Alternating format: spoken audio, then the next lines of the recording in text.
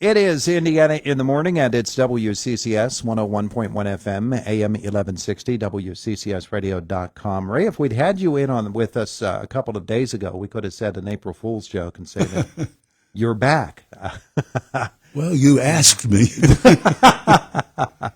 Well, you know, the bottom line is Ray Goss has never gone away. He has been with us in our hearts and in our minds for a long, long time, and most importantly on our radios for well over 5 decades, 6 decades on the air with Duquesne basketball alone.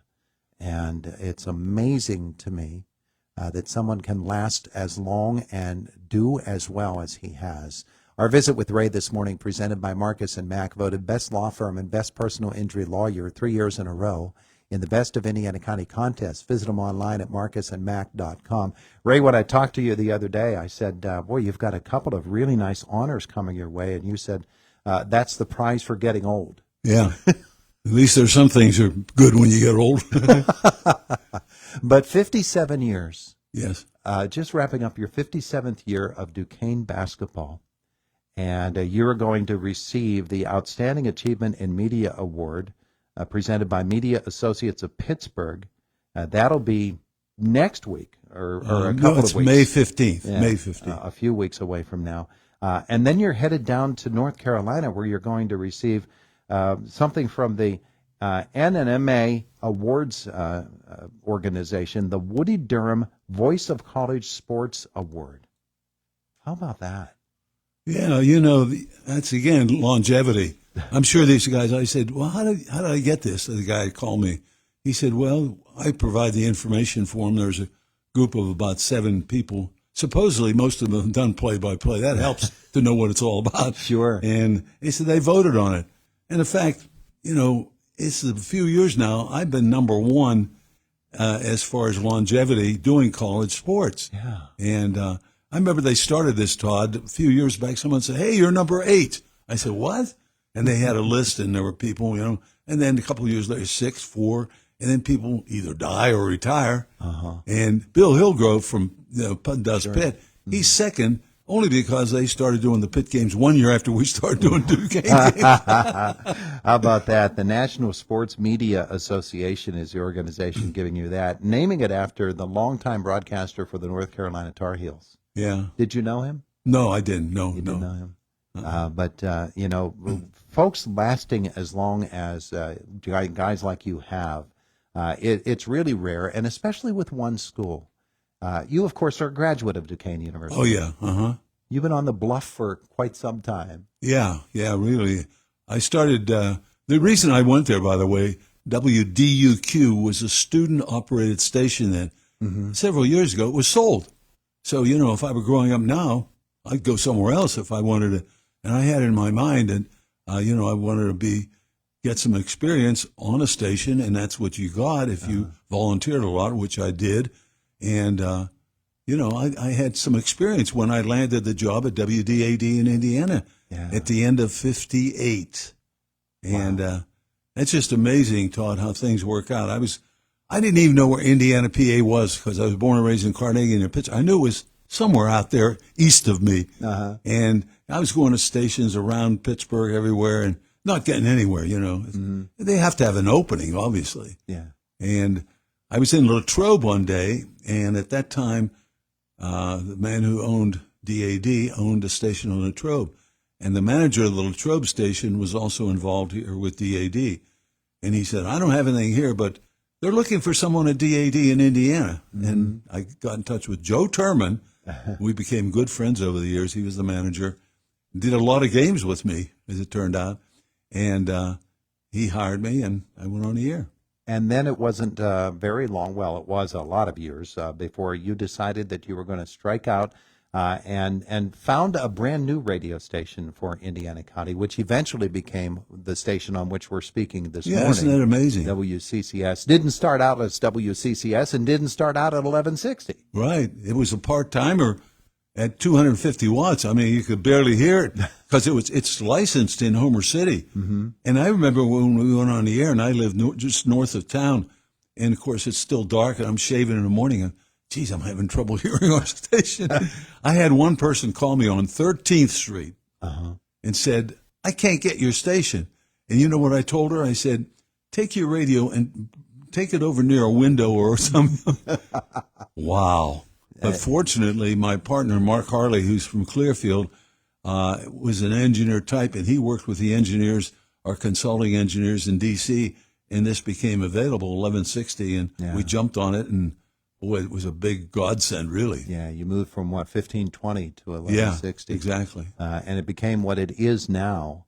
But we're celebrating your 57 years at Duquesne, these wonderful awards, and that's not why you do what you do. But you have had the opportunity over all of these years to see some amazing basketball players come through Duquesne University. You think of Norm Nixon, B.B. Flannery, are some of the names that come to mind. I always loved, and especially loved, listening to you call it when Pitt played Duquesne, and it was Bruce Atkins and Sam Clancy. Yeah, those were battles. Oh, boy. Those two guys. That one year at the Pitt Fieldhouse, Bruce Atkins, I still see him a lot, great guy, tried to fire up the Dukes. He came on the floor a little late for warm-ups, and back then he shaved his head. No one ever did that. And everybody was like, wow. And it inspired the Dukes. I think they won that year. But you talk about Duquesne players. How about the first year I did the games, really? Pete Maravich from LSU in the Oklahoma City tournament. We went down a day after Christmas. My wife and I, and at the time 4 kids, just moved. I left her on Christmas Day to fly to Oklahoma with boxes all over the house and 4 young kids. And we played LSU in the finals, and they beat us, I think it was 94-91, and Maravich had 54. This is before the three-point shot, too. Yeah. What did you think of Pete Maravich with those floppy socks and everybody following him? He was one of those like Julius Erving with his moves around the basket and dunking. He was ahead of his time. I mean, he behind the back and everything like that. I go way back to watching pros on TV. Bob Cousy was one of the first people that popularized the behind back dribble. Now they all do it. It's common. Sure. They do it when they're 5 years old. That's true. That's true. But you think back to those guys of that era and what they did. I always said my favorite player growing up was the Big O, Oscar Robertson. And you think of the guys that were real pioneers of the way basketball is played today. It really began back in that day. Yeah, Oscar, the Big O. They played Duquesne at the Pitt Fieldhouse, and we had, it was just, I think I was still in school at Duquesne because Bernie Matthews and Red Ryan were our guards, and they were pretty good, but they were all about 6 feet. And, Oscar comes in, they're going to kill Duquesne, and we beat them by 1 point. Upset, big upset. Yeah. Wow. The basketball that you have seen in the last few years with Duquesne, they've taken a step forward. Last year, not this year, obviously. Yeah, this year was a problem, but my goodness, last year was incredible. It was amazing. I got to know Keith Dambrod pretty well, great coach, and he keeps in touch with me. He'll call me and he sent me a nice text on the awards I'm getting and everything like that.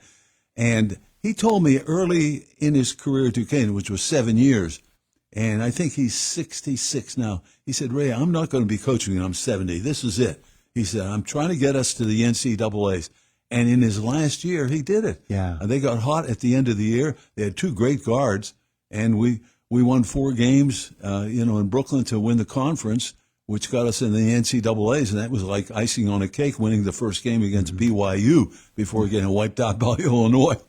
The fascinating thing to me about watching Duquesne basketball over the last few years is Keith Dambrod. I think people didn't realize what they had in him. And how good he was for college basketball.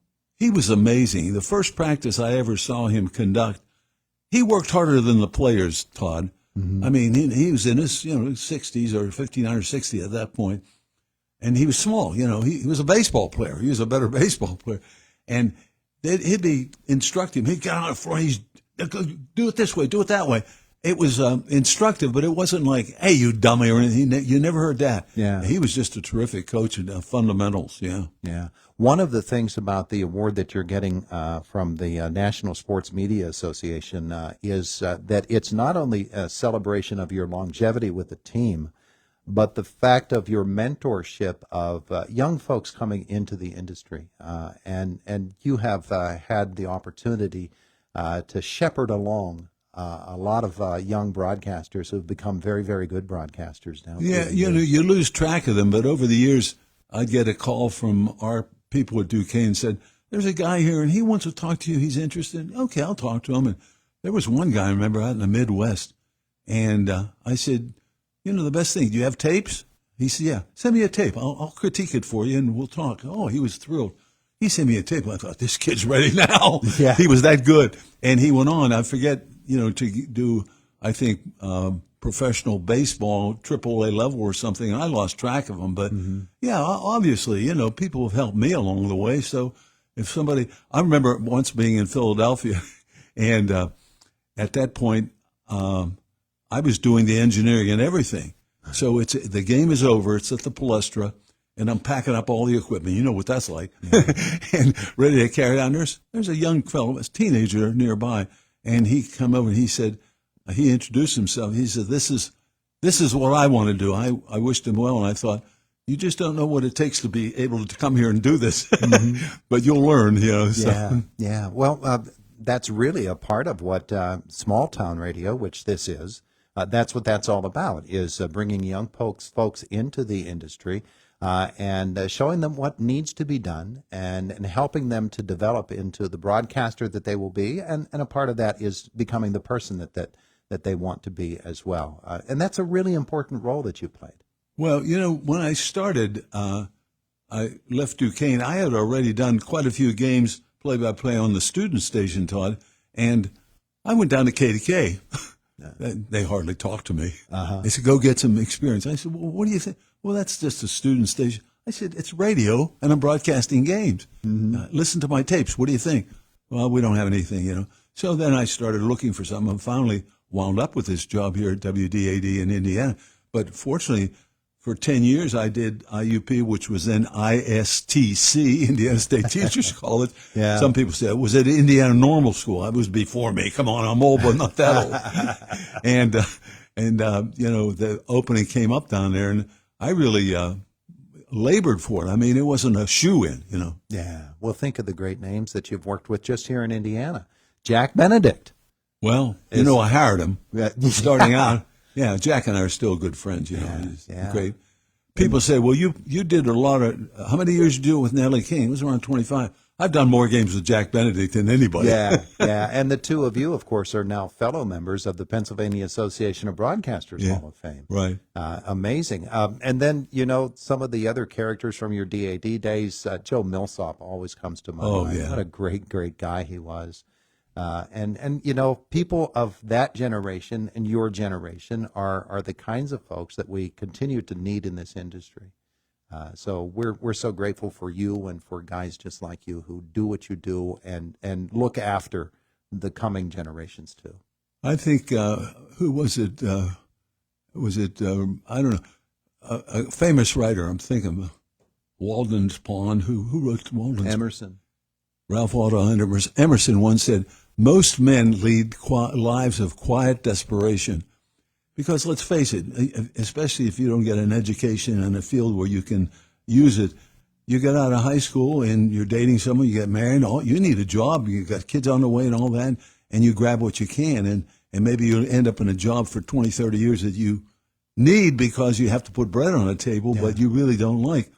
I found out early on that I really liked the idea of radio and broadcasting games, and I just had my goals set to try and do that. And I was fortunate enough to land it and be able to do, the games and also radio.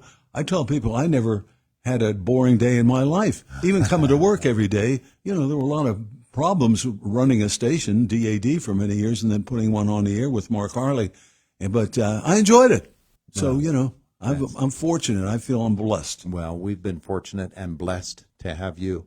And congratulations again on both of these upcoming honors. It's a wonderful thing. Well, congratulations to you. I hear you're getting a couple of PAB awards. Yeah. Yeah. Yeah, well, that'll happen next week. But, we're looking forward to that. Good. It's a wonderful thing that folks within the industry recognize good work, isn't it? Okay. Ray Goss with us this morning. So good to have you back with us. We appreciate it so much. Thank you for having me. It is the voice of Indiana County. It's WCCS 101.1 FM, AM 1160, WCCSradio.com.